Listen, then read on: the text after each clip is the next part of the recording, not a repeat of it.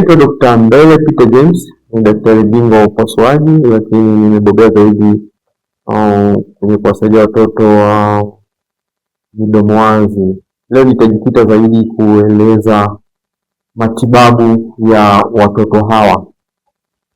Kiuhalisia, shida hii inatibika, na sisi kama wataalamu tuko hapa hospitali kuhakikisha kwamba tunasaidia jamii hii.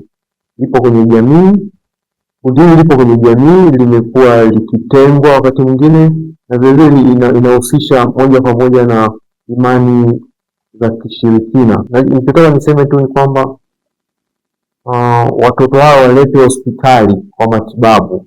Kwa hiyo kuna vigezo ambavyo tunavizingatia kabla hatujaamua kusema mtoto huyu yuko tayari kwa upasuaji.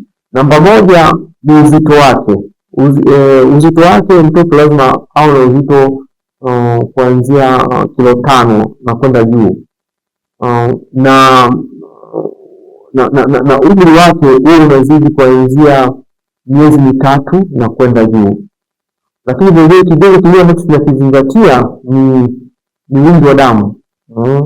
Wingi wa damu at least uwe juu zaidi ya 10. Lakini kitu kingine ambacho tunazingatia, mtoto wetu lazima awe na lishe nzuri. Kwa hiyo kuna ile vigezo ambavyo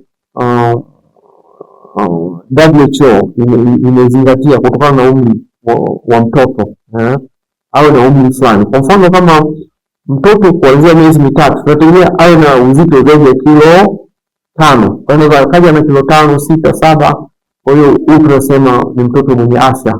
Kwa hiyo akiwa na umri huo na uzito huo, sisi tayari tunambuku mtoto kwa ajili ya upasuaji.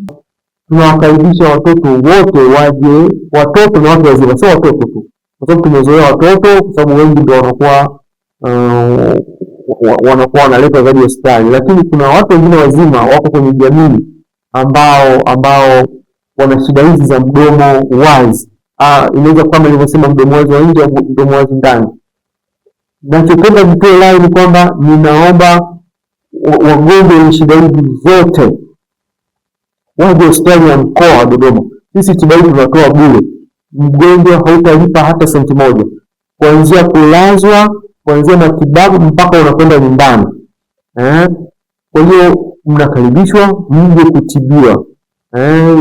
Serikali yetu imeweka mazingira mazuri chini ya Mheshimiwa Rais wa Jamhuri ya Muungano wa Tanzania, Mama Samia amejitahidi kuhakikisha kwamba hospitali na inashirikiana na wadau kuhakikisha kwamba jamii zingine ambazo zinatengwa kama watoto kama hawa wanapewa tiba ambayo ni sahihi, na hatimaye kurudi kwenye jamii kusaidia katika kujenga uchumi wa nchi yetu.